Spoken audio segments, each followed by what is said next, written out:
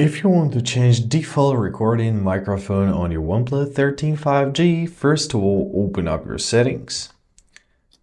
After that, we have to scroll down to our sound and vibration tab. In our sound and vibration tab, we have to scroll down and find our more option.